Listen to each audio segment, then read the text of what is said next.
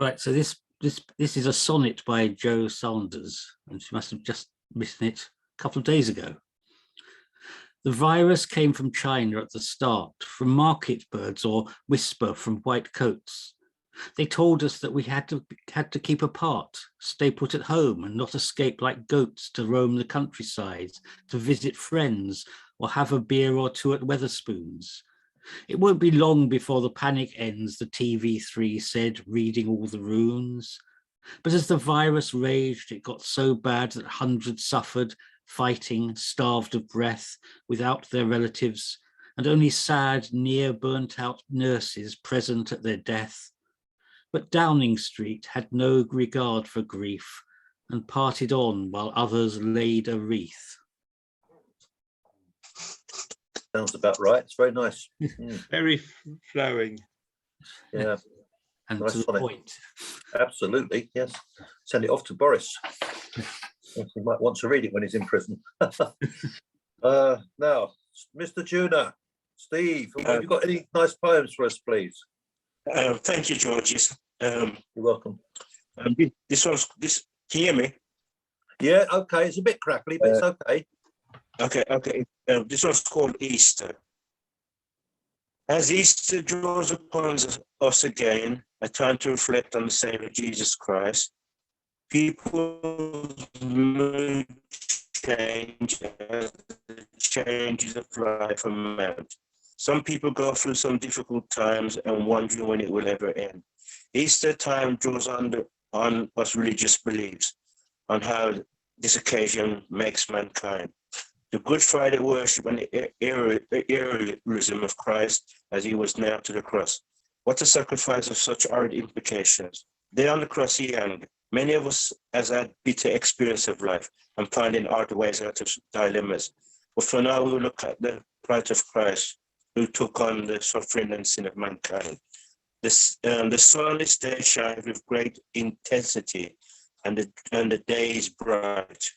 Let's live in harmony with each other, whether you are black or white. My aim and determination will always be to show love amongst my fellow brothers. There needs to be joy and positivity to bring back solace to a dying dispensation. And this one's called Football. Football was always my favorite game at school. From a young age, I showed tremendous skills and played for the school team. My friends knew me as a good right winger who did incredibly well. For the junior school I played for, I lived and loved football, supporting West Bromwich Albion, who was a local team. I had a friend, we were simply football fanatics. He went to saw the Albion home and away. My father would not let me go to football matches. My friend Robert would tell me so many stories when he went to games. Being a good friend, they got to the FA Cup final in 1968.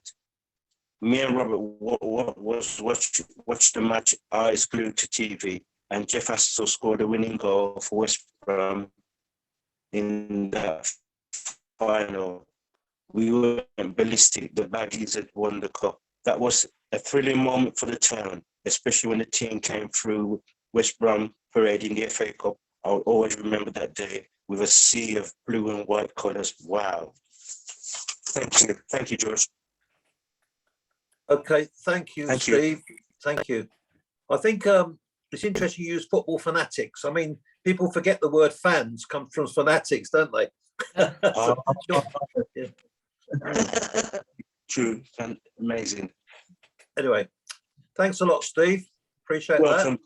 And we're going to move. Oh, and welcome, Ruth, and welcome, Jan. Just joined us. Lovely. We've only had we had a poem by Joe that Peter read, a lovely sonnet, and then I think you heard Steve's two poems, one about Easter and one about football. Okay, Sue, fire away, please, when you're ready. Please mute everybody. Yeah, hi everybody. I hope you can hear me okay.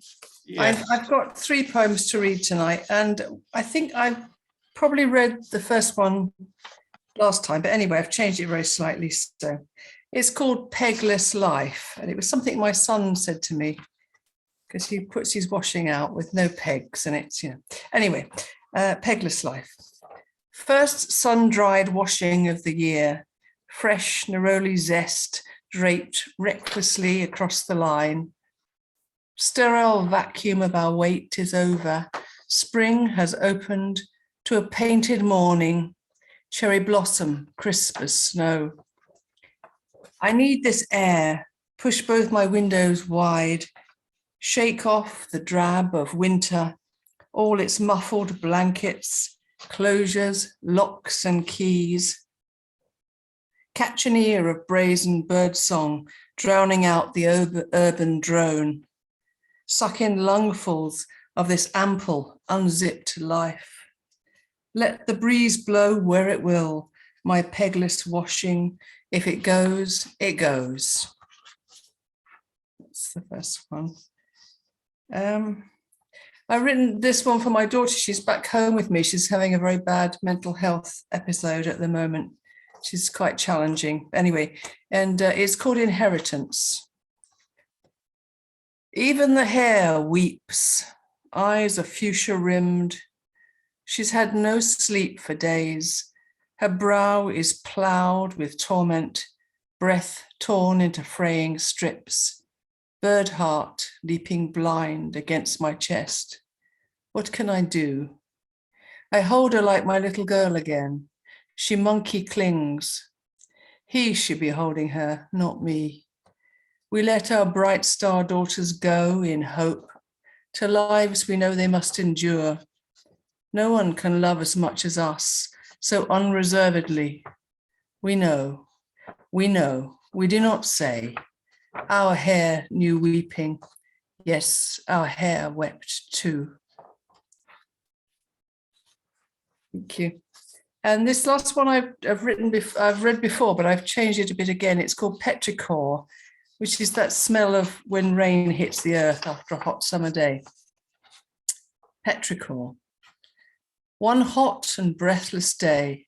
Let's take our skeletons to lunch. I'll meet you by the tube. Blackening sky, a sudden downpour. Intoxicating dark earth scent will rise from bone-dry pavements, water splashing, fresh as blood. Sit with me and let's break bread, fill our years of silence to the brim. Candles will bend forward to listen, though they've heard it all before. Let's leave our old bones there, offer up the dregs of wine, stand outside together, drenched, cleansing hyssop of forgiving rain. Thank you. Thank you, Sue. That second poem is incredibly powerful, isn't it? And the bond between the mother and daughter. Yeah. That's just hit me in the heart, that one. Three lovely poems. But thanks very much. Thank you. Little one's very special. Now, who's going to follow that one? Looks like Alan has that honour. Alan, please. When you're unmuted, Alan. You're still muted. Yeah, that's it. Sorry about that. I did a workshop, you caught me out, you see. I did a workshop some time ago and it was kind of on around love, and there was a phrase that came up, and so I'd sort of built on that. So it's called, if I speak about love, then I'm speaking about family. And if I'm speaking about family, I'm speaking about my father. And if I'm speaking about my father, I'm speaking about white overalls. And I'm speaking about white overalls, I'm speaking about graft. And if I'm speaking about graft, I'm speaking about my mother. And if I'm speaking about my mother, I'm speaking about roast dinners. If I'm speaking about roast dinners, I'm speaking about my childhood. If I'm speaking about my childhood, I'm speaking about hard times. And if I'm speaking about hard times, I'm speaking about growing up. And if I'm speaking about growing up, I'm speaking about kindness. And if I'm speaking about kindness, I'm speaking about my children. And if I'm speaking about my children, I'm speaking about innocence. And if I'm speaking about innocence, I'm speaking about love. And if I'm speaking about if I'm speaking about innocence, I'm speaking about loss. And if I'm speaking about loss, I'm speaking about love. Thank you.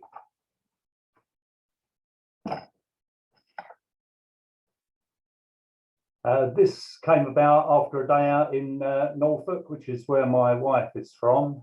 It's called Normal for Norfolk. A sunny afternoon with a stiff easterly breeze, we take a stroll from Morstan to Clyde via Blakeney. Stopping off at Wiverton, we had some cake and tea, 2 friends with a picnic and you and me. Children play in the river, people tinker with boats, crabbing from the quayside. Against the wind, we all button our coats. We take in the wildlife and we look out to sea, hear the gentle rising and the wind in the reeds. We hunt out a bargain in the art galleries. We shelter from the midday sun in the shade of trees. Sand dunes shimmer in the distance, birds float up upon the wind, dogs jumping in the water to have a cooling swim. We sit with a nice cool beer, watching the setting sun, the evening getting colder now that the day is done. Thank you. Is that it for now, Alan? Yeah, can be. Okay, well, it's up to you. We've got loads of time, but we've got part 2 anyway, so. Okay, that's right. Yeah, I've got plenty of others, no worries. Okay, all right. When people say I'm speaking, it's usually like, well, I'm speaking, but when the bits you tagged on the end, it was a very gentle poem. I'm speaking about loss, I'm speaking about love. Lovely, that. I enjoyed that. And the country one as well, very lovely. Thank you. Thank you. Now we're going to move on to Anthony. Good evening, Anthony. Can we hear from you, please?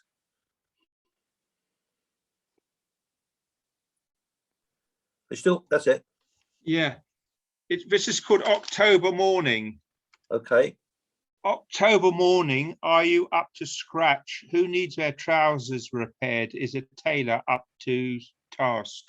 Wives and their daughters incessantly arguing.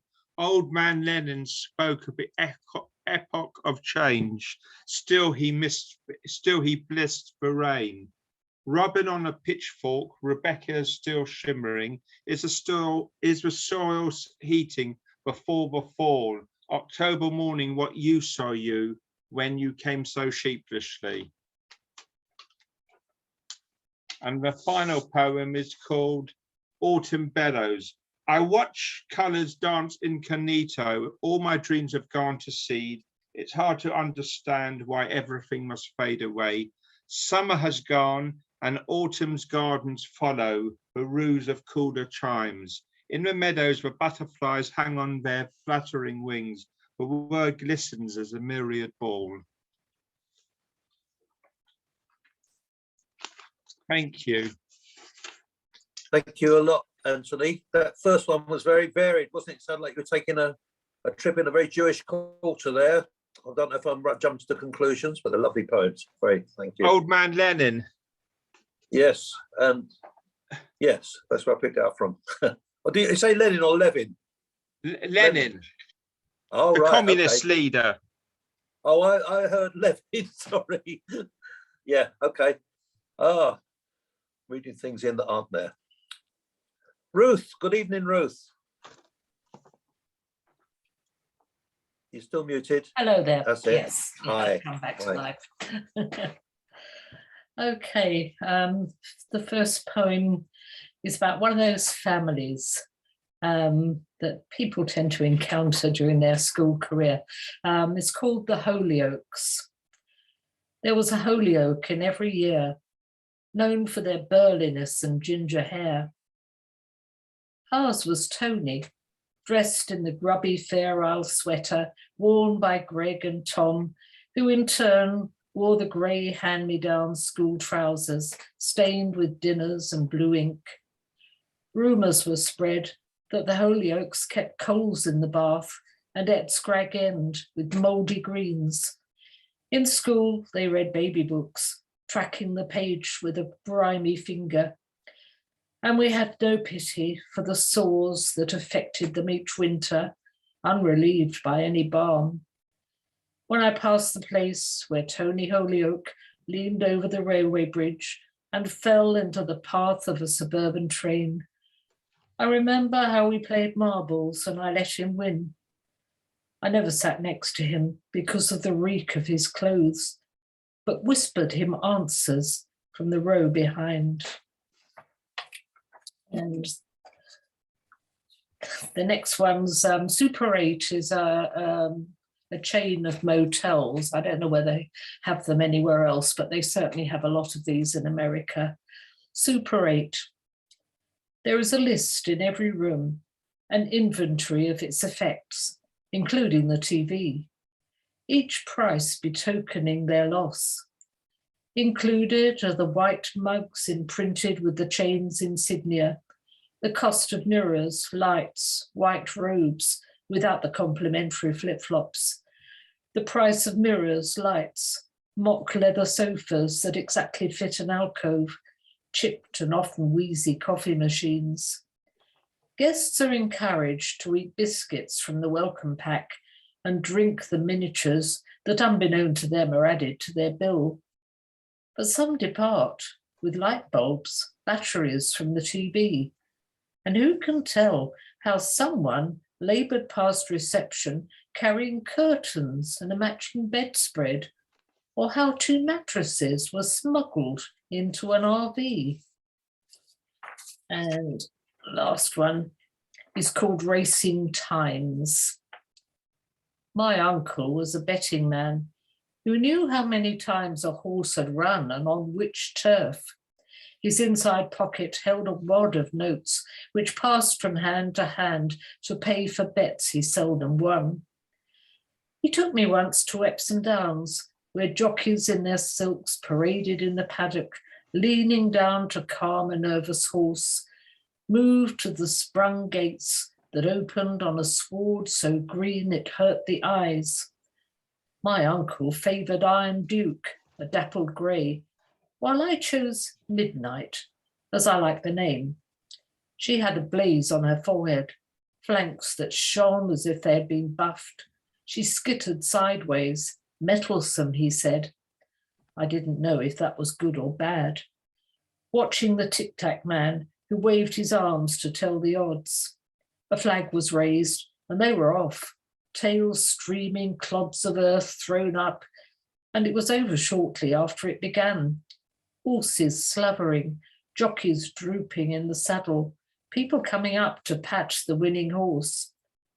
And I went home, remembering the colour of it all, the women's hats, the air of carnival, blankets thrown on thoroughbreds returning to the paddock, sweating and wild-eyed. Thank you. Thank you, Ruth. You're a classy poet. Wonderful. Really good poetry. The first poem was very poignant, wasn't it? Very poignant. Anyway, there we go.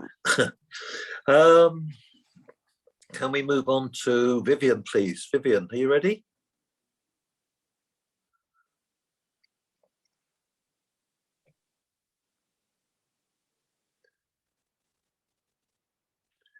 I can see you. I can't hear you yet. You're not muted, but you've no sound.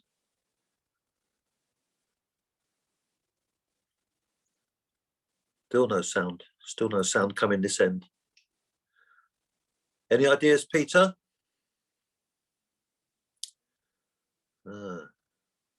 We've got a technical problem there, Vivian, I think. Because it doesn't say muted, so. Doesn't say muted, no. Have you pressed join with audio? Join with Wi-Fi? No. Just no, there's no, can't hear a word, Vivian. Have you added another microphone? Is there a new microphone?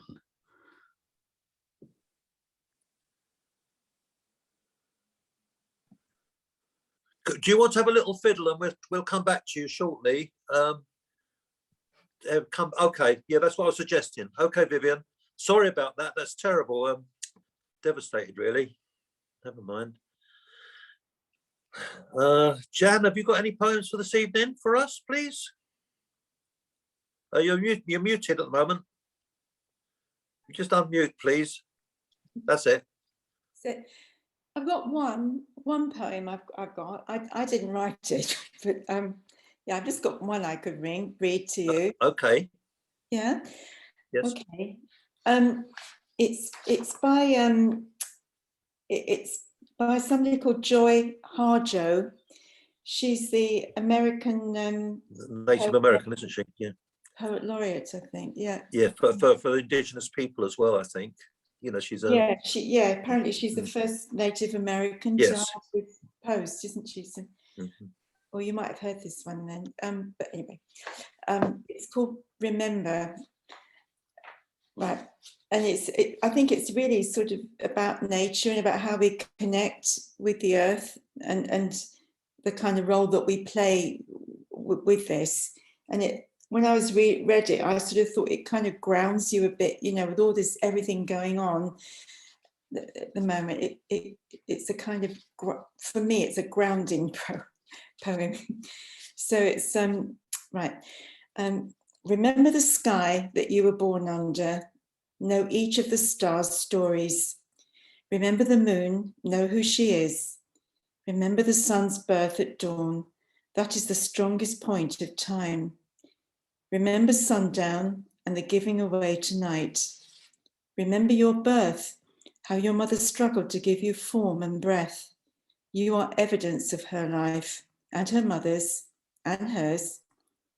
Remember your father. He is your life also. Remember the earth whose skin you are. Red earth, black earth, yellow earth, white earth, brown earth. We are earth. Remember the plants, trees, animal life, who all have their tribes, their families, their histories too. Talk to them, listen to them. They are alive poems. Remember the wind. Remember her voice. She knows the origin of this universe. Remember you are all people and all people are you. Remember you are this universe and this universe is you. Remember all is in motion, is growing, is you. Remember language comes from this. Remember the dance languages that life is. Remember. So I quite like that. It's a wonderful poem. Yeah. Thank you. Very deep attachment to nature and to ourselves. It's incredible. Yeah, lovely. Thank you for finding it. No luck from Vivian as yet, but we'll keep trying to come back to her.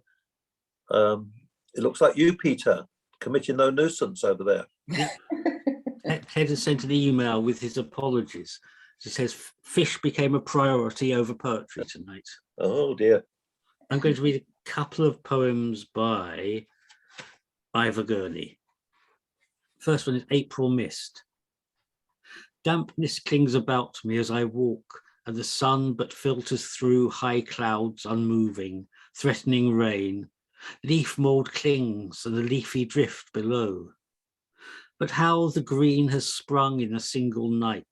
What sudden flood bears high the foam of May? Pear trees and apple trees grown twice as bright, and pinpoints grown to buds between day and day. This one is April the 20th, 1919. There is no thread of all the day's colours escaped my eyes. I have seen well today, the deepest sweet taken of honey hours, and bear to sleep fine memories away. Oh, may they haunt my dreams. Dear sleep, renew thirst and desire of sight in me, that is, of all the threads of sense, most nearest to godlike, and that has the surest end of bliss. Beauty that swells the bud, makes dense the grove, sets lambs leaping with tails twinkling, and fills the blackbird so with untouched wonder of love. He sings in the vale to awakening the echoing hills. And just one more, Midnight. There is no sound within the cottage now, but my pen and the sound of long rain, heavy and musical. I must think again to find so sweet a noise, and cannot anyhow. The soothingness and deep-toned tinkle soft happenings of night. In pain, there's nothing better. Safe tobacco or long, most looked for letter. The different roof sounds, house, shed, loft and scullery. That was Ivor Gurney. Thank you for that, Peter. One of the kind of largely unrecognised poets for the First World War era. Great poetry. Thank you. Now, Vivian, how are we doing? Are you getting a bit of technical assistance? We've got plenty of time. Can you hear me now? Yes, we can. Oh, fab. Oh, great stuff. Okay, So- well, there you go. I've thanked my technical support. Yes, I saw that. It's very good. Okay, I've got two poems, one of which was inspired by a dream. It's called Gardens of Dreams. And my other one is inspired by, well, not inspired really, is to do with rising food prices in the current world. Anyway, my first one is called Gardens of Dreams. Gardens of dreams, unimaginable beauty, walls of flowers, all shades are here. Representatives of every colour present in all their glory. Waterfalls keeping everything cool on this peaceful summer day. I walk across stepping stones, observe the birds and the bees. Trees wave their branches across the sky. It's nearly perfect, but the haze framing each colourful vista gives the game away, tells me this is a dream. It's my first one. And my second one is called Here and Now. The rising price of bread doesn't bother me when I'm standing at the top of a hill. The rising price of fuel, not a problem when I'm walking amongst nature. Birds and bees, flowers and trees are in the moment. We can listen. No need to worry about anything else. We can put our problems on the shelf. A walk clears the mind, helps us to see what is important. We can save worry time till later. Walking around the supermarket, pushing our trolleys in circles to find the bargains is far from our minds. Let the colours and sounds of the countryside pervade our thoughts. Soak up the ambience. Hold on to life's simple pleasures for as long as we can. Thank you. Wise words there, Vivian. Wise I hope words. so. Yeah. Thank you. Lovely. Thank you very much for this. Thank you. Okay, this is well, I don't think we're going to get Ted coming, apparently. Fish is his priority, so as Peter says. We've got one of my friends chucked in 4 different words to fit into a poem. So today I just wrote this poem around those words, and it's called Meeting Up. Meeting Up. I'd put all my eggs in one basket, which slipped from my hand, leaving just the broken shells of you and I. Then the phone call came, a breathless needing to see me. Could we meet outside McDonald's, just you and me? 9-ish, you said, after your shift. You drive these days, so the car park is fine. There'd only be us. Being carless, I left well before time to walk under dark clouds that soon delivered the promised downpour. The shining tarmac was deserted. I waited in a shop doorway, watching the raindrops disturb the golden arches of the neon light, reflected in an expanding puddle. One car drove by rapidly, selfishly splashing me. I checked my watch from time to time, 9, 9:15, 9:30, 9:45, 10. Then damply, I remembered why I'd let that basket slip from my hand. That's that one. And this one's called A Dream Worth Having. And I've subtitled it, with a quote, actually. War is a crime against humanity. I renounce war and therefore determined not to support any kind of war. I'm also determined to work for the removal of the causes of war. And that's the pledge of the Peace Pledge Union. So it's called A Dream Worth Having. Let's invent some weapons of peace. Fill grenades with apple blossom. Make bullets of Turkish delight. And the only gas will be laughing gas. So we'd laugh into the night. Let's invent some weapons of peace. Mines in the road made of licorice. Knives will be of balsa wood. Drones fashioned from sherbet saucers. To just give hiccups will be good. Let's invent some weapons of peace. Declare all other types illegal. We might just permit gobstopper stones, chocolate bombs, and cola gas warfare. Bomb shelters become candy floss homes. Let's invent some weapons of peace. Put the best minds to work, none to shirk. Are my suggestions so terribly mad? Just look at the money invested in death. Don't you feel incredibly sad? Right, boom, boom, that's it. Great time. Yeah, I've got a couple here. One of them is about war. Anyway, this sort of goes back. Anyway, it's called Lest We Forget. It was an anniversary of the Great War. Hear the shells whistle, exploding grass and thistle, splintered tree and bough, all around destruction's howl. Shouting, charging, whistles blown, no one's life is now their own. Climbing from within the trench, all around the battle stench. Feel the rumble of the tanks, cutting down rank upon rank. Across the foreign countryside, fearful soldiers' eyes are wide. Momentary refuge in a crater, the war machine, an annihilator. Lives lost by so many young men, never to return home again. Fighting to protect their king and homes, the wounded lie scared and moan. Through desolate battlefields they roam, at night they sleep and dream of home. Another grey and bloody dawn, relatives await news and then mourn. Everyone is fearful of their loss. Don't let the fallen be forgot. Thank you. And then this is a more light-hearted one. This is about, I went away with some friends, the guys that I used to run with, and I used to have a bit of a busman's holiday treating the athletes. And this is called Eggs. It's quite self-explanatory. I have some veggie mates who don't eat anything with a face. So the answer my question begs is, do vegetarians eat eggs? Is an egg a pre-meat with mum sat on and constant heat? It now has a face and feet. So from the menu, press delete.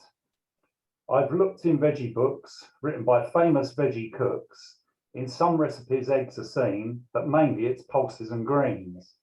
So where do the boundaries lie? Are they ignored when eaten on the sly?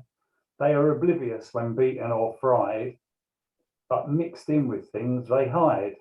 For some, the jury is out. To eat eggs or not, there is doubt. Some avoid them the best they can, while others become vegan. Thank you. Very good. And then I'm not sure whether I've read this one before, but this is based on one of those famous Coleman balls. Remember David Coleman? Yeah, there's a big black crowd coming over the oval. That's the one. Yeah. So this is this is about the boat race. So row, row, row your boats furiously up the river. After the training and hard work, will it all deliver? Row, row, row your boats up the ascending Thames. Keep your line and hold firm. Maintain your lead on the bends. Row, row, row your boats under Hammersmith Bridge. Oblivious of the cheering crowds. Heading west, the wind is getting stiff. Row, row, row your boat across the line to glory. But for the disappointed losers, it's a completely different story. Float, float, float your boat gently to the shore, and finally be thankful you're not rowing anymore. Standing on the riverbank in sweaty shorts and tops, The medal presentation made, the president wife kisses the victor's cocks.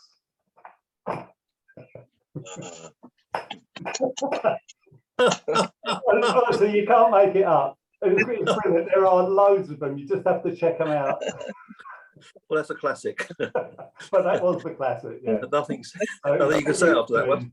We miss him dearly. Yeah. And is it the boat race tomorrow? Is it? Or is It was last weekend. Oh, it was last weekend. Who won? Yeah. I can't remember that. didn't get- Oxford, I think. Oh, right. Didn't get much publicity, did it? For some No, strange suddenly reason. it sort of kind of snuck in on us. Oh, right. Okay. But yeah, so my tribute to David Coleman. Excellent, Alan, as usual. Very funny. Right, let's brighten up my evening. Jane is trying to join us desperately. I hope she does soon, but if she can hear us, we love you, Jane. Love to see you soon. And audio, connecting to audio, that's promising. Probably Jane can hear us, I would imagine, but she can't join us. In the meantime, I'm going to ask Steve if you've got any more for us, Steve, from your archives. Sure. Thank you, George. Thank you. Okay. This one's called television. The television growing up has always been a company, especially when I was alone in the house. I lived with 2 tenants. By that time, my father was married to his second wife and living with her and her 2 daughters. I think he did not care about me having all the problems with my health later on. He just felt, Well, now and find your emails. Well, it's actually there. I can see George and them. You're not connected to computer audio. I don't know why I'm not connected to computer audio. Well, Mum, if you want to hear them, just use your phone.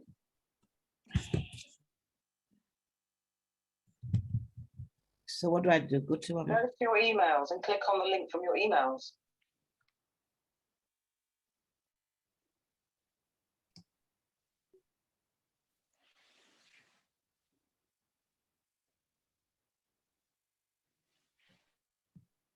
Peter Evans, George. George. I need to go further down. Yeah, Friday potential Zoom. Then just press on there. Right, there it is. It says Zoom. Just press on it. Preparing meeting. Please enter your name. Do I have to do all that? That's why they need your name. No, We just can see you, Jane. right. Where's the what's it? We can hear you, Jane, and we can see you. We can hear Miranda helping you out. To use Zoom, you need to agree to the terms. Blah blah Yes, blah. just say yes. I agree. Connect meetings being Now on recorded. twice. Yes. She knew. Yes, Peter. Wi-Fi cell data dialing. I can't hear anything though. Well, we're not speaking. Join audio. Why can't I hear anything? Because you haven't joined audio yet. I have joined audio. I pressed It's it. connected. It's connected still. Should I press start video as well? Yeah. Mm. Start video. It's good, isn't it? It's better than Big listening to red poetry. marker. The join video is working, but I have a big red mark against. I got it. You want it Now, ready? Zoom to take pictures and record Well, video Jane while doesn't know using we can it. hear Only everything this she's time? saying. Should I say only this Anthony. time? He Yeah, thinks it's. or whatever, yeah. Mhm. Only this time. We're like, Always, you know, it doesn't Mm. matter. We've got Yeah, a I two can't hear ways now. George though. yeah, we've You got have to 2 Janes wait. now. Jane, can you hear us? South then. I can't hear a word, Oh dear. and I can't get my name, my face fully in. Oh dear. This is weird, man. It says, There's but I can't hear anybody when I press the audio. Well, then I don't know. It doesn't make any sense. I'm sending her Put the direct volume messages. up I don't on know the if side they'll of the put phone, up. see if that Yeah. works. Try it. That's the that. top Try to one, do yeah. an email, a Yes. text thing.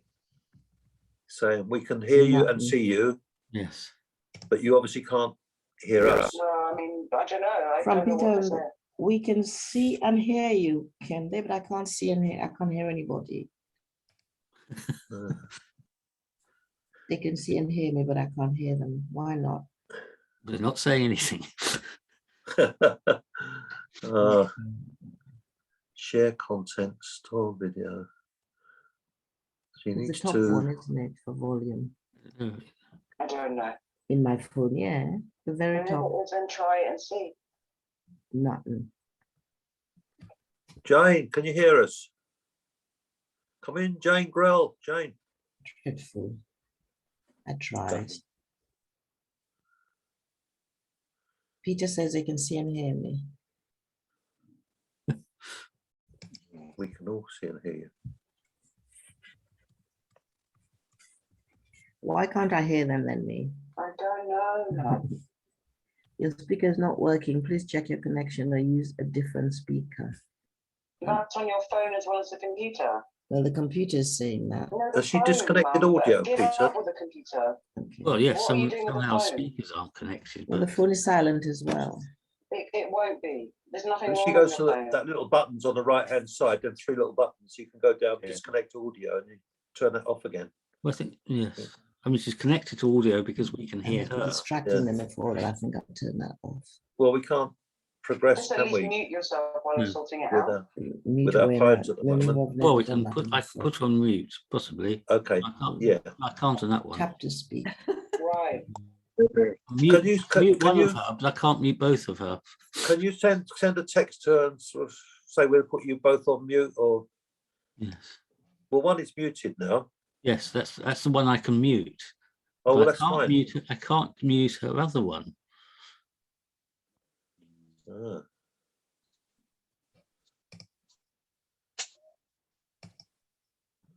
We can't hear her, so we can carry on with the poems till Yes, with Jane Steve. comes online. Yeah, Steve, sorry, try and read on, Steve. Yeah, I'm ever I so can mute, sorry. I've muted her now because she. Okay. That's right, George, obviously. Okay. About your TV, Steve. Okay, then. I'll just continue from work. However, the TV in my bedroom was my source of companionship. I used to like watching all the Frankenstein, Dracula, and horror films. They would scare me to death, but I watched them because of the suspense. I used to also like the comedy of icons like Monty Python, Dave Allen, Until Death Us Do Part. I think I was emerging with a character of so many a defining aspects where the company, the TV filled the gap of loneliness and despair, because the next day I had to take myself to school. And this one is my grade school report. When I was 14 at my secondary school, I had a wonderful school report. I had 8 A's and 5 B's, and had a gold star on my report to acknowledge my achievement. Living in a dilapidated house and no parental support, this report was fantastic. The sad thing about it, I had no positive feedback from my father about it, because remember, he had abandoned me. People often used to say to me, wasn't there no social care people called in on my condition? I was young and I knew no other way. I knew something was definitely wrong, but I didn't know how to address it. I had no next of kin to find out anything for me. Even when I got married to my wife, she in the history used to say to me, she said my father was hopeless and didn't have didn't care about me. It was, if it was London, they would have he would have been in serious trouble. So this she regards Birmingham people as being low in intelligence. The incredible report I had justified the qualities I had with even though even with all this adversity that turned me into the person I am. Thank you very much. Okay, thanks for that, Steve. That's a really massive personal statement you've made. For your poem, I'd try and condense it down a bit if you can, in a way to use certain phrases. Yeah, condense it down if you can. You could get a lot of material in there. You can condense it into a poem. Okay, then great. Yeah. Great. Thank you. Okay, so we're going to try Jane again, Peter, see if we have any luck. Hello, George, Peter. Oh, wow. I've been having so much trouble with the computer. We could now see. I'm using my phone. We could see all your discussions going on and hear it as well. And sorry about that. I'm just That's all totally right. hopeless. But I think it's working now. I'm sorry to have missed so much. Well, well done. We're just going to hear Anthony, and then we can come on to you if that's okay. All right, then. That's fine. All right. Hello, Steve. I got a bit of your poem. Okay, I better mute, hadn't I? Yeah, if we all mute now, we can listen to Anthony. Shades of Autumn, a Conquest. Shades of autumn play beneath the banquet of quilted leaves. The dying sun, our incandescent champion, sketches and flows. That's the first one. The second one is called Lost in Autumn. The weathered plane tree dances in the air, autumn air. Yellow and crocus smear gives a golden hue, and the leaves give a peach glow. We are lost in paradise as we drink in the mirth of a brown wine, as a solitary jackdaw cheats. And then I did a war poem, which was in the first week of the Ukraine struggle. It's called Sated Moonflowers. I wish I knew moonflowers. They seem to strike a chord like ambulance chasers. Perhaps my gardener could plant them. If failing that, some Nicosis would sound fine. Yellow seems the color now. It bleeds a wild field as an avalanche of people evacuate their once proud country, and the new barbarians foil human corridors as we face a precipice of moonflowers waiting to pass away. It's about the Ukraine struggle. Thank you. Yeah, some good words, good lines in there. I like the way you get the colours in, the yellow, you know. Very good. Thank you very much, George. Yeah, excellent. Okay, I seem to have gone all funny. I've got myself in a gardening picture here somehow. I don't know what I've done. It's crazy, yeah. Switch, I don't know. Jane's vanished Anyway, completely. have I vanished? No, you're still there and you're in the garden, but Jane's not there. Jane's not here. No, we need I don't Jane know why now. I'm not. I'm so worried about. I'll press this and see if I. No, that's not good. We can hear you fine. You can hear me. We can hear you, just can't see you, Jane. Oh my word! I don't know what I've touched. I tell you, this world of technology. But we can hear you, which is the main thing. Is that okay? But it's a shame. I don't know where I've gone, and I don't know what to press on my phone. We can still hear your poem, though, if you want. We can. Yes. What should I press on the phone so that I can come back? Do you know?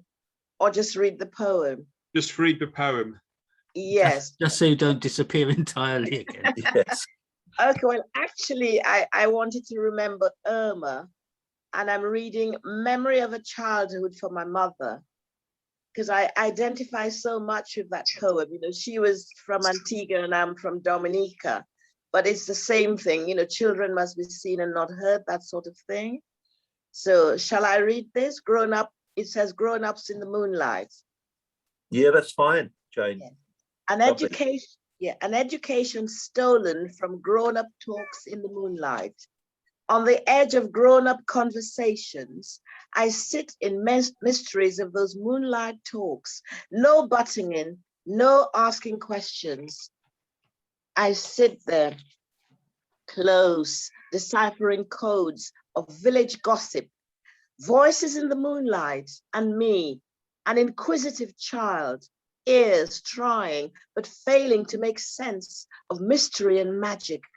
I am hungry for the meaning of drawing the last breath. I sit making plans to find out. I live in hope, that breathing sounds will soon come to my ears through walls of Watty and Dob. I will listen to the house. The chance is tomorrow when Mummy says, "Boops, come go to the shop." She trusts from Mr. Broody. The whole village trusts from Mr. Broody. I will not be listening. I know where I am going. I stand before her. The list is long. Boops, I want ½ pound of sugar, ½ pound of rice, ¼ pound of saltfish, ¼ pound of sweet oil. I am not affected by the droning on and on, not the fear of forgetting, for I am not listening. I know where I am going. I just carry on planning. When I safely clear the yard out of her sight, I will run and run and run to where the last night in the moonlight, she and friends were talking about the old woman and her dying breath. I have no wish to listen to her shopping lists. I will dodge the stones when her anger rises. I do not care. I must find out for myself. Can't ask big people questions. I plan to put my ear where I guess she's sick bed is and listen for the dying breath coming through the walls. I plan to run fast because last night in the moonlight, the big people say she going home soon. I hear Miss Flory went home yesterday and they find she body half on the bed, half on the floor. I wonder what they mean. Then it says, trust means to credit from or to have trust account with somebody. Yeah, so that's Irma's letter to her mum. Did it make sense to you? It did. Yeah, it did, Jane, and beautifully read as well. Thank you. Okay. Yeah. Thank you for doing that. Have you one of yours now, please? Yes, I have one of mine, but I all right then. Okay, a mother one. Let's see where have I got it. I'm very disorganized today. Don't worry. And welcome, Jim. Good evening, Jim. Nice to see you. Yeah, can somebody else go and then I'll read the next time. I'll read mine. Yes. Yeah. Yeah, I don't know if Anthony's got any more. Otherwise, it will be to Jim. Do you have any more, Anthony, ready for us? I can see if I got any. Okay. Yeah. I was going to read one, but I can't remember which one. No, don't take your time. It's like Anthony's trying to dig something out. Well, then we can go to Jim anyway, if necessary, Jane. Right. It's called Watercolor Days. Nobody cares about me soaring on the air where the trees are higher than the breeze. Did it spiral away? Could you hear it? Somewhere on the line, I lost all track of time. You're all alone, childlike tentacles. You are at the bottom of a burrow. You need to help yourself. But if you can't take the gamble, backbeat, the weather's hot. Sometimes I feel like the desert. It's enough to drive you to the sand.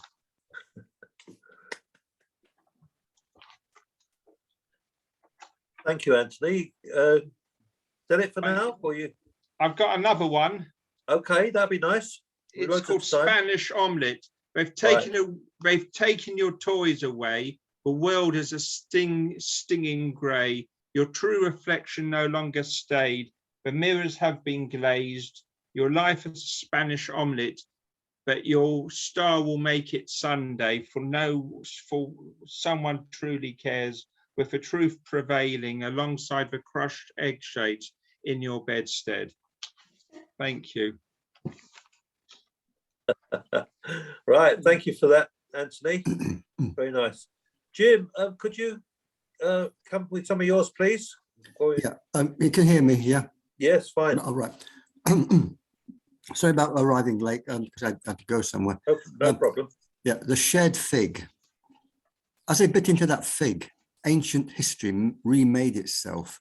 The earth dissolved in gastric juices, thrilled their dizzied senses. They saw a raw open wound, heard a scream of distant flesh, were plunged into the midst of forgotten worlds, far beyond the reach of slumbering Edens. Worlds where nothing mattered but the sheer immediacy of a transient present, where stars probed and fizzled beneath a ravenous skin.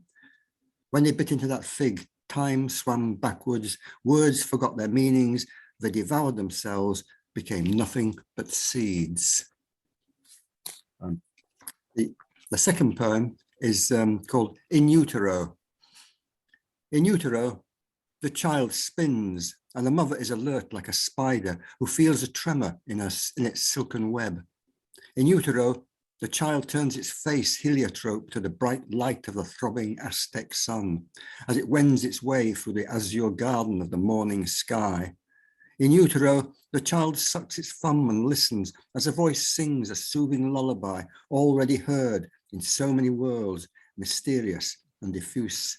In utero, the child will grow and grow until it fills the crowded cupboard of its mother's flesh, then to emerge and take its first breath in a world where to survive is uncertain, where it will dream of that time when it was free of guilt and shame, always safe and never alone in utero.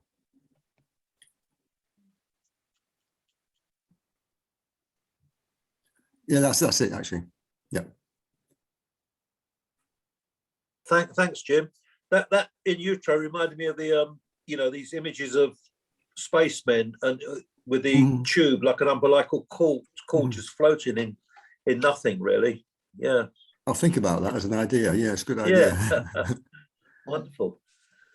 Jane, Jane, are you any yes, nearer to getting technically here? yes, I've actually got one, a short one that Irma had written and signed to me. Okay. On the 30th of June 2019. Shall I read that? Yes, that'll be fine. Yes. Hearing that you were telling story Caribbean style for Jane Ulysses Grail, a Dominican poet, I waited to relive memories of a childhood under the magic of the nighttime tamarind tree. I waited for a Nancy to bring cunning to the many faces of the night. The saga boy crawl out from underneath your petticoat, breathing trickery with style. Touch my neck with the mischief, roll my mind on the ground in the spirit of Dominica Creole. Rubbing Spanish flamboyance, adding spice of other islands. Spread out language, all the tastes of childhood. Tell Nancy's story in the nighttime from every island home. I swayed to his sly telling in voices unchanged by age or continent, dropping story in his London Caribbean style. And that's Irma Huggins. It's wonderful. Yeah, it's lovely that, Jane. Do you want to tell the audience? Do you want to tell your audience what Anansi is and Saga Boy? Yes. Anansi is a half man, half spider. He originates from Ghana in West Africa, a trickster. And the Caribbean, the enslaved peoples took Anansi with them because Anansi would play tricks on the masters and all sorts. Very well loved by everyone. That's Anansi the spider. And then Saga Boy is a real fancy man dressed up in style and showing off to the ladies. Yeah. I love that poem, honestly. Yeah. In the East End, we used to call him Flash Harris, I think. Oh, Flash Harris, right. I was just a Saga Boy, big lapels and things like that. Yes, yes, yeah. Dressed with fancy hats and, you know, big really wide ties, Flash Harris. Absolutely. That's a very 1950s thing, isn't it, Alan? Yes, very much so, the Saga Boy. And they could dance and they would be the life and soul of every party, you know, the Saga Boys. Yeah, thank you, Jane. Thanks for the compliment of bringing Irma's poetry to us, because yes, you know, it still lives for me. Yeah, I know, definitely. I've been thinking of her so much lately, but there we are. Very good. Okay, Jane. Thank you. Thanks for that. Now we've got Peter. Peter, do you have anything for us? Well, I have a poem from Muhammad that he's just emailed to me. Right. Okay. Lessons from the Bible, a Good Friday poem. The Bible talks about the suffering of Jesus. His words and traditions are here for us. You look through pages and shed tears. What then appears is precious or dear. Virtue growing on every flowering tree, offset by the sting of adversaries. A Good Friday of sun tracks through its train, after morn dew and a promise to end pain.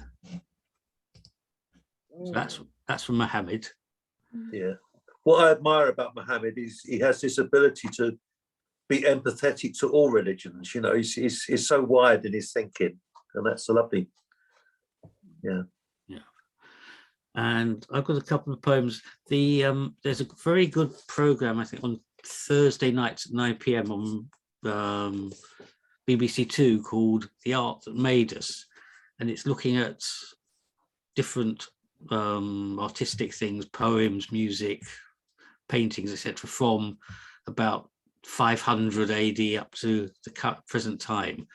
In the first episode, which was last week, they had readings from the Gododin, which is a poem from the 6th century, and it was in ancient Welsh, and it's about a battle that was fought somewhere in the north of England. So I'll read a couple of those, 3 of those, which are, it's translation or a version by Gillian Clark. Cynon. Never was built a hall more generous than by jewelled Cynon, Lord of Grace. At the table's head he took his place. In war, one blow, an enemy felled, his blade keen on the battlefield. He'd rip through armies with scored shield. On the day of wrath, horses and men racing ahead, his blade brought ruin when Cynon charged in a green dawn.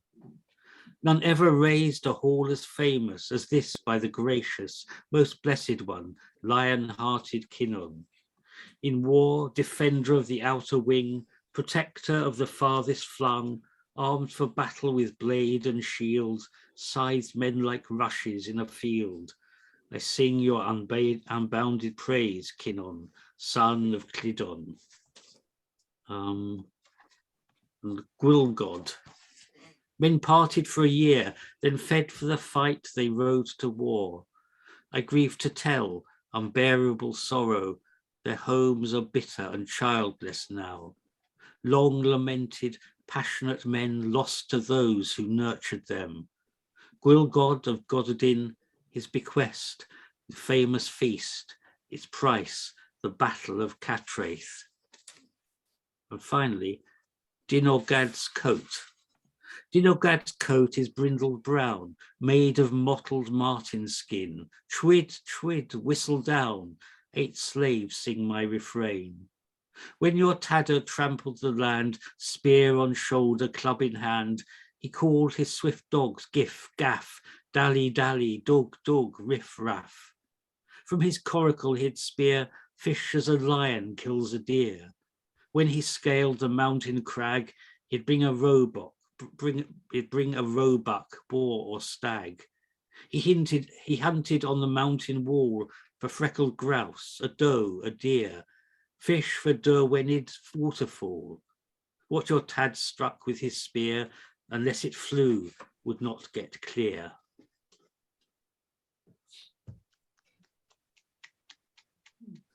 Thank you, Peter. And the wonderful thing about Amazon is you can watch the program and think, oh, I want to read more of that, and order while you're watching the program. It turns up the next day.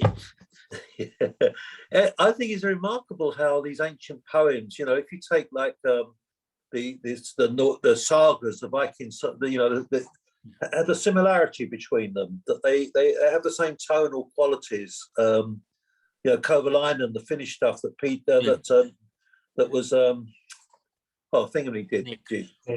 Nick was doing. Yeah, there's a kind of thread that runs through them that's very similar. The heroic sort of poem. Anyway, Tales of the Heroes. Yeah. Okay. I've got a couple here. This is called. This is a poem for the arms manufacturers, and it's called Hidden. I am dust. I am the earth. Perhaps in northern frost or southern heat, I can find a breeze to cover the toys of children, to hide your embarrassment. I am dust, I am the earth, displaced from cellars and other secret places, exposing still bodies to public view. I can obscure your sins. I am dust, I am the earth. Under me I keep the utensils and clothes, the photos and pets of all the homes I can swallow what was owned. I am dust, I am the earth, covering burnt vehicles, settling over buildings and craters to make new hills and new valleys, I can reinvent a landscape. I am dust, I am the earth. I will make a bed where flowers and trees might grow, but I will not help you forget what you have done.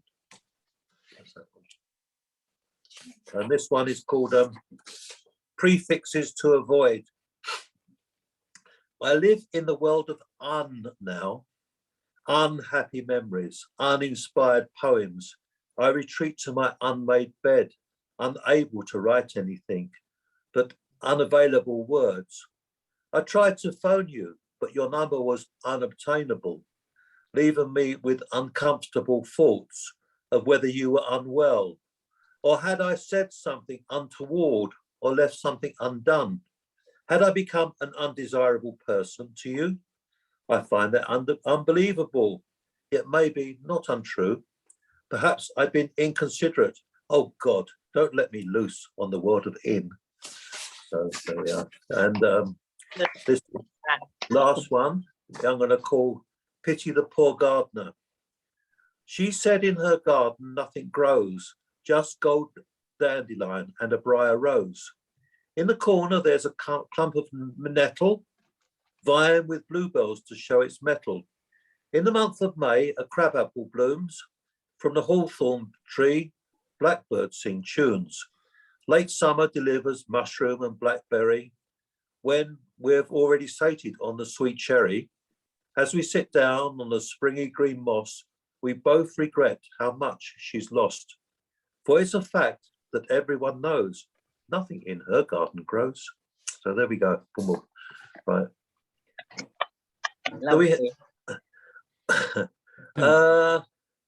Jane and Jim, you weren't here for the first half, so have you anything else you'd like to read at all?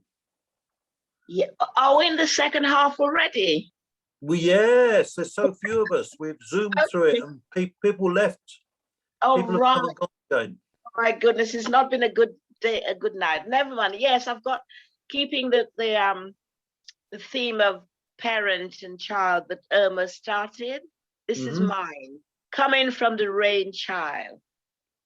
Come in, child, in from the rain. Your father is a vagabond, your mother a no good so-and-so.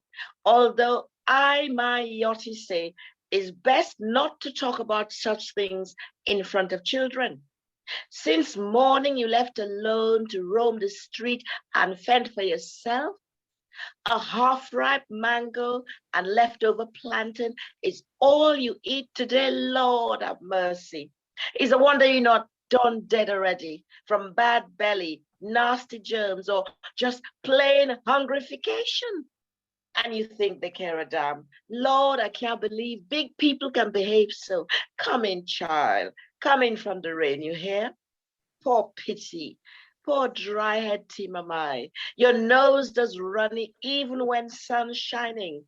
Big hole in your clothes like your mother vexed with needle.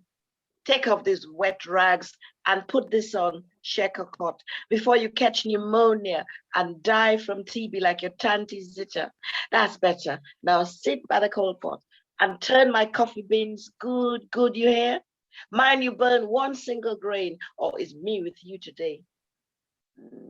Plenty more rain to fall. My eyelids and them just dancing. Zip, zip, zip, zip. The old roof won't fix. Fix that bucket under the leak by the window for me. Little more to the right, that's it. Just listen to Mamselle Rain dancing ballet on top of the old rotten shingle roof, beating Jinping like mad jumpy. What she have to be so happy for, eh? She knows something we don't know, or what? Just trouble and toil, toil and trouble, and all kind of heartache. Not one day passing we're not catching our tail. You should know what I'm talking about, you of all people. So you can stop looking at me with those big firefly eyes of yours. You not tabby at all, you hear? But one of these days, please God, we're going to come in from the rain for truth. You and me, all are we. Yes, sirree. We're going to come in from the rain, my child. That is such active language, Jane. Thank you. Wonderful, wonderful use of language, isn't it? Oh, thank you. That's very much, it's very much in the oral tradition, and you can actually hear. Yeah, the- yeah, the coal fire, the coal pots and all sorts of things in there. It's wonderful.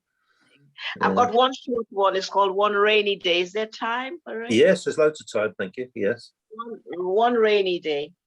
It rained buckets the day my mother died and the dry season ended. The sky wept without let, releasing spasms of pent-up pain, which moaned through the wind and shivered up the spines of ancient immortelle trees. The rain fell silently at first, then gushed in torrents, noisy and demented, outdoing my own inner storm. Suspending blinding tears, I became conscious of the blistered earth, thirstily guzzling.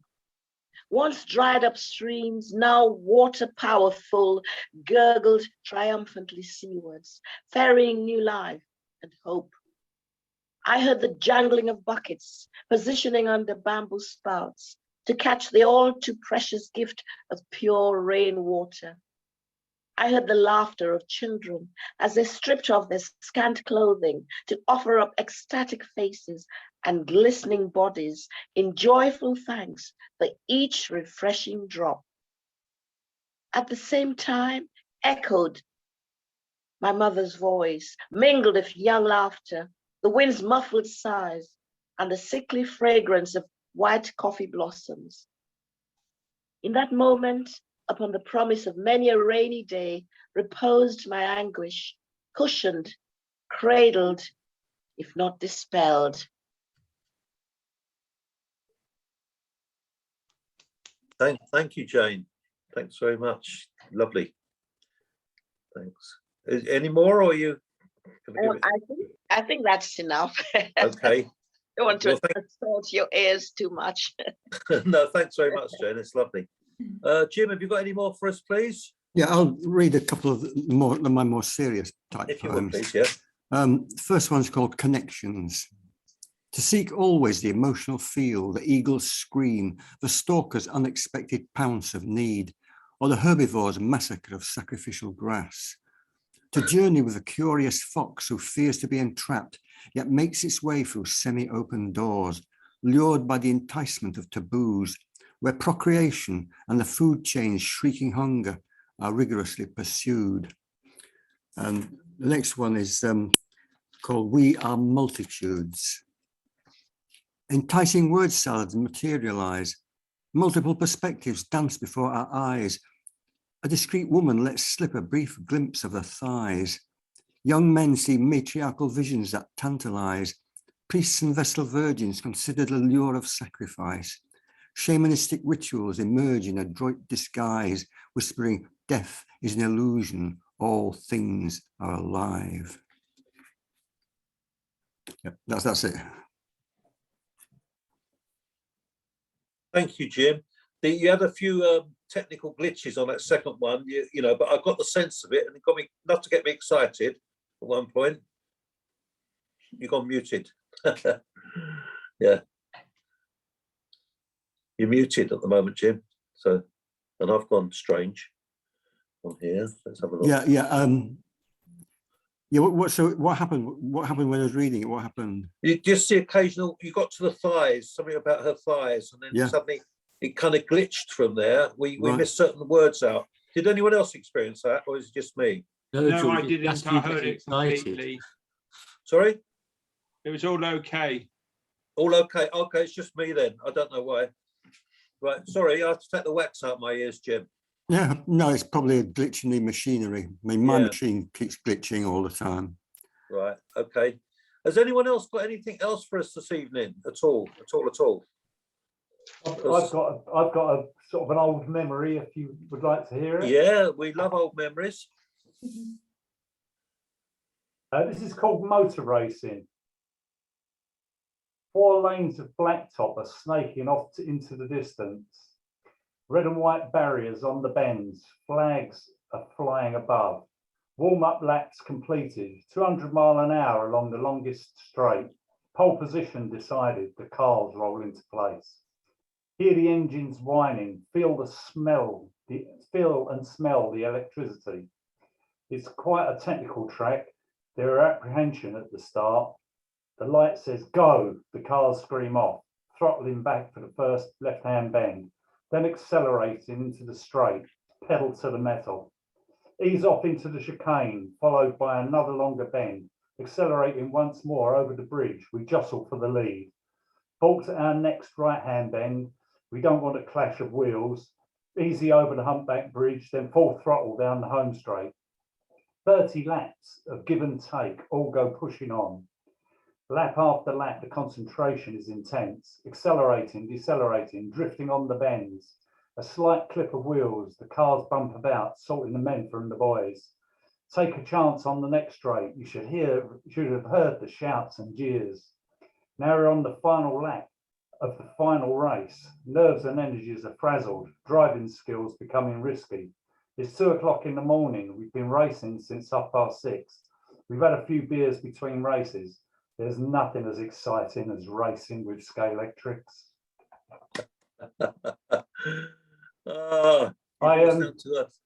I many years ago, God, probably about 40 odd years ago, a guy I worked with had this Scalextrics set. We used to go to the pub and then we go back to his flat, and in his living room, he had a false ceiling that was attached by 4 ropes and cleats.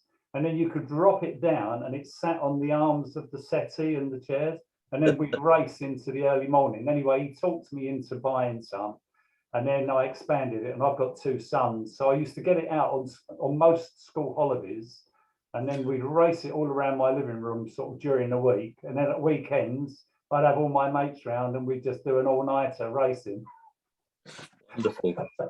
I remember, didn't you used to have to put little bits of silver paper underneath to make sure it had the contact or something? Yeah, sometimes, yeah. Or sometimes they shoot off on the bend, they shoot off if you didn't take it at the right speed. Yeah, that's it, yeah. It was all very technical, and it got even worse after a few beers. Well, thank you for that. It's lovely memories. Thank you. No worries. I'll just do one about my puppy because I like it. Okay, this is just called For Lemon. That's my dog. For Lemon. You came in a cold April gloom